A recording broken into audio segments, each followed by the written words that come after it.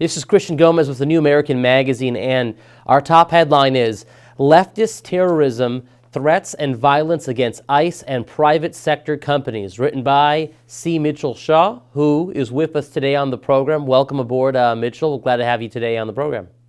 Thanks, Christian. Really glad to be here. So it turns out that an office for a company called GEO was the subject of an attack or a protest along with ICE facilities throughout the country by radical leftists. Can you tell us about what happened at the GEO office in Fort Lauderdale, Florida, and exactly kind of what this company represents or is? Why was it a target for the leftist? Okay, Christian. So GEO or GEO, I'm not exactly sure how they pronounce that, but it's all caps GEO Group. GEO Group is a services provider to the federal government where ICE is concerned. So they provide facilities and support services for ICE. And they've been doing this for over 30 years? For over 30 years, that's right. And so, in fact, it's interesting because one of their, and getting ahead a little bit here, but one of their representatives made the observation that they're doing exactly what they did for 8 years under the Obama administration, and no one was protesting then. But now that Donald Trump is in the White House and we're actually trying to protect the border, all of a sudden, GEO is a target of the liberal rabid crowd of open borders protesters and activists. So on Monday, their offices in Florida, which I believe are in Fort Lauderdale, were picketed from the outside by sort of a consortium of these people representing a litany, excuse me, a litany of liberal groups. Such as? Black Lives Matter was there, and a bunch of groups like, I love the name of this one, Food Not Bombs Fort Lauderdale. Yeah, Food Not Bombs. Students Working for Equal Rights, Miramar Circle of Protection, Friends of Miami-Dade Detainees.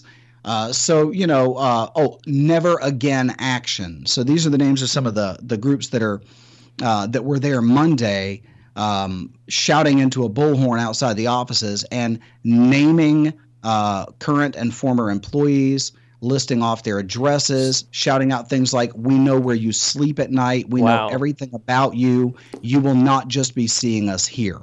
So this wasn't just a protest. I'm sorry to cut you off. So this wasn't just a protest of the company's policy, but they were taking this personal to the employees, threatening their families and their homes and where they live.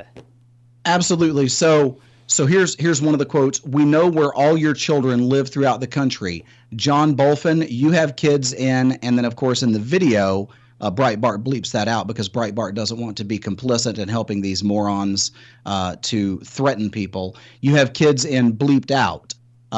So then they add to that, "We know everything about you and you won't just be seeing us here." So it's very pointed. And in fact, this one protester shouted into the bullhorn, "We know where you sleep at night. We know what kind of dog food you buy your dogs. We're not actually joking." They named the church he attends and where it's located. So, getting very personal, very, very threatening. So this is sort of a new aggressive tactic of the radical socialist left to not just go after the companies and institutions or offices of government, but going after specifically individuals, targeting their families, their churches, where their kids go to school potentially, where they live. Yes. And just making their lives impossible, potentially threatening their very lives and those of their children. Well, toward the end of the article that we published today, so I quoted the American Heritage Dictionary of the English Language, 5th edition. It defines terrorism as the use of violence or threat of violence, especially against civilians, in the pursuit of political goals. That is exactly what these groups are doing. The threat of violence in an attempt to bring about change by circumventing the political process and the process of policy making, by making these private corporations or the employees of these private corporations afraid to do their jobs. I guess we shouldn't hold our breath for the SPLC to label this cadre of organizations as domestic terrorists, as we see so frequently them doing about domestic terrorism from the supposed right. Yeah, so we keep hearing all this background noise, which is all it is. These claims that right-wing extremists are responsible for all of the shootings, are responsible for all of the terrorism. Well, so the day after these protests, the very next day, so the protests were on Monday, on Tuesday at 3 o'clock in the morning, the FBI reports that offices of both ICE and GEO Group in San Antonio, Texas, I believe it was San Antonio, were shot up with bullets through the windows at 3 o'clock in the morning. Now, so this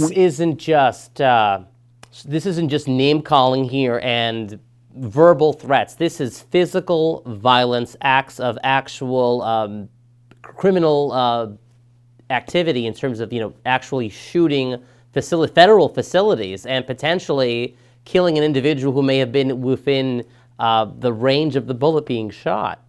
Absolutely, because though it was at 3 o'clock in the morning, these are 24-hour facilities with staff and support services on duty all the time. There's always someone in these offices. Now, they knew which offices to shoot at, so obviously they've done their research, which kind of goes back to Monday's protest when she says, "We know everything about you," and starts rattling off addresses and cities where children live and churches that employees attend.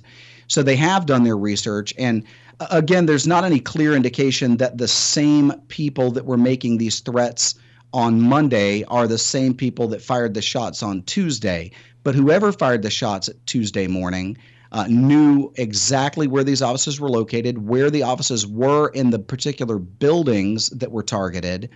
It was two different offices. And it's hard to say exactly, Christian, because it appears that part of what GEO does is that they provide office space. So it may be like shared office space between GEO and ICE agents, GEO employees and ICE agents.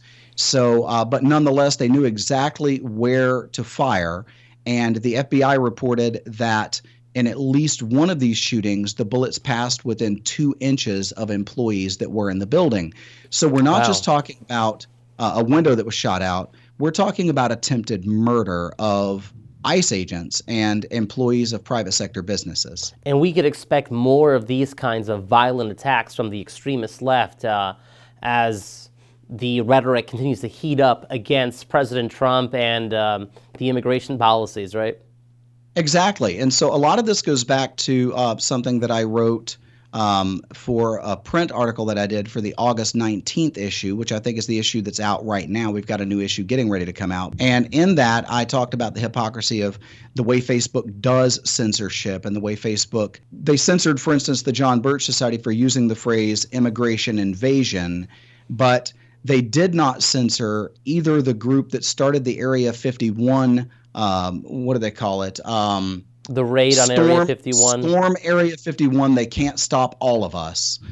So that particular group or event that was planned on Facebook was for people to storm the Area 51 facility, hundreds of thousands or at least thousands strong, and overwhelm a military installation. That is, people may not realize, but that is an Air Force base. That is an Air Force facility. So basically to overwhelm that. Coming out of that, the leftist pro-open borders crowd latched onto that and used it as a springboard to say things like, That's right, you can't stop all of us.